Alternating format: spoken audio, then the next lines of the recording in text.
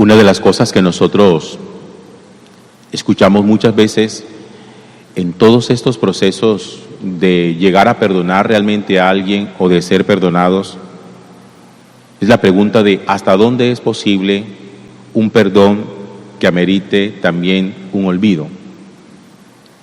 Perdón y olvido, ¿de qué manera esas dos cosas se compaginan? O sobre todo si eso es posible. El perdón no tiene nada que ver con la memoria. El perdón no tiene absolutamente nada que ver con el recuerdo. De hecho, el perdón no exige el olvido. El perdón exige sanación en el corazón para que el recuerdo no siga haciendo daño. Cuando una persona pide olvidar algo en un proceso de perdón, estaría tanto como pidiendo que se le borrara de la memoria la información que allí tiene, con el peligro de que se le borren muchas otras cosas. Es muy tonto pensar o pretender que haya cosas que sencillamente la memoria no recuerde más. Y yo quiero que usted eso lo recuerde siempre, lo tenga siempre presente. Perdonar no es olvidar. Pero olvidar no significa estar recordándole al otro. Una cosa es recordarlo para mí sin rencor. Otra cosa es recordarlo al otro para hacerlo sentir mal. Porque de pronto yo siento que ahí es donde puede estar la confusión. La persona perdonada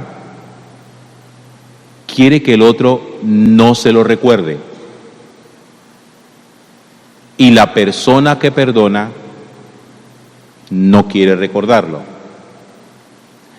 Yo no sé si me estoy haciendo entender. Es que muchas veces cuando una persona le dicen yo te perdono, le exige al otro, si tú me perdonas de verdad, lo único que yo te pido es que no me estés recordando cada rato lo que me perdonaste. Hasta ahí está bien, porque es cierto, cuando una persona perdona, no le recuerda al otro en la falta que le perdonó. Pero la persona que perdonó no necesita borrarlo de su memoria, sino que necesita es borrarlo de su corazón. Porque normalmente los recuerdos se graban en dos lugares: en la memoria fríamente y en el corazón emocionalmente. Si una cosa grabada en la memoria duele en el corazón, todavía no ha habido el perdón. Pero si una cosa grabada en la memoria, recordada, ya no duele el corazón, significa que ya se produjo el perdón. El ejemplo de eso, uno de esos ejemplos lo trae hoy la lectura del libro del Génesis. Ya viene cerrándose toda esta historia interesante de José con sus hermanos.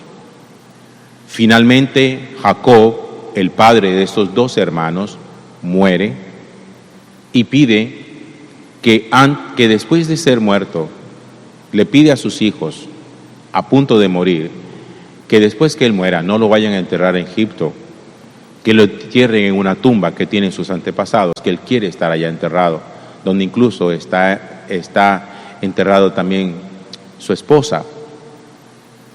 Los hermanos, cuando muere el papá, todavía tienen memoria del pecado que cometieron y están muy asustados, porque ellos se ponen a pensar, seguramente José nos la perdonó porque papá estaba vivo, pero ahora que papá ha muerto, seguro José nos la va a cobrar.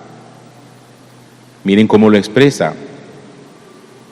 Dice que cuando los hermanos de José vieron que había muerto su padre, se dijeron, a ver si José nos guarda rencor y quiere pagarnos todo el mal que le hicimos.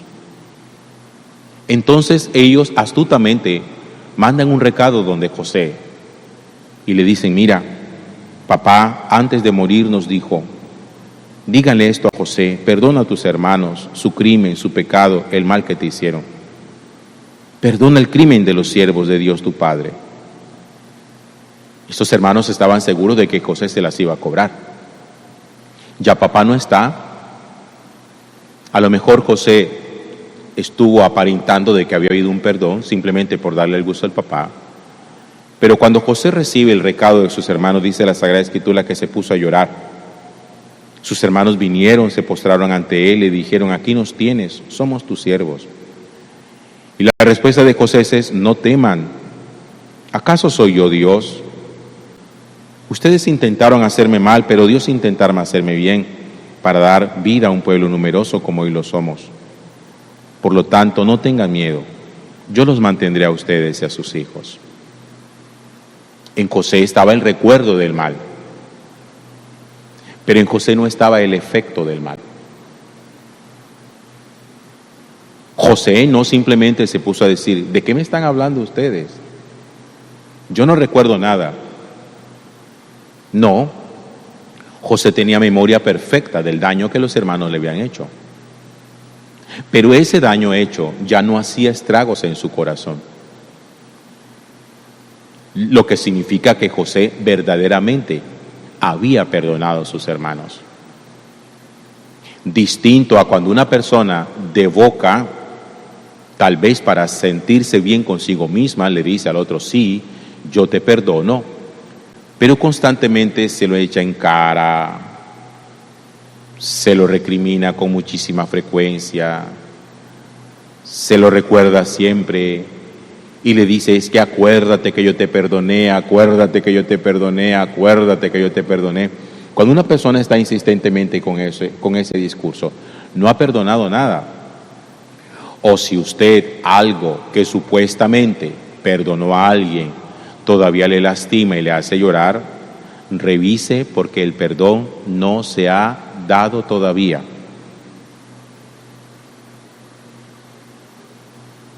Yo quiero que revise esos dos cofres: el cofre del intelecto, el cofre de la memoria y el cofre de las emociones. En la memoria, los recuerdos permanecen. En las emociones, uno evalúa ese recuerdo que le produce. Si le produce rabia, frustración, deseo de venganza, dolor, o no le produce nada. Si no le produce nada, usted ha sido sanado, aunque el recuerdo permanezca intacto en la cabeza. Al final es un recuerdo que no importa ya. Eso pasa también cuando una persona, por ejemplo, quiere hacer un duelo frente a una ruptura amorosa. La gente en medio de la desesperación, cuando están viviendo la tusa, la ruptura está recién, y buscan ayuda desesperados y lloran y dicen: es que yo quiero que Dios me saque esto del corazón, yo quiero olvidar a esta persona, yo no quiero sentir eso. Esos duelos no se hacen así de manera instantánea. Como que, bueno, voy a borrarte el recuerdo de esa persona. Usted esa persona no la va a olvidar jamás, ni por lo bueno ni por lo malo. Por eso cuando uno ora en esos procesos para sanar tusas amorosas, lo que tiene que decir al Señor: ¿sabes qué? Mira, yo no te pido que lo saques de memoria. Lo único que te pido es que esa persona ya no me importe. Que cuando le recuerde, no me importe. Que no me produzca nada.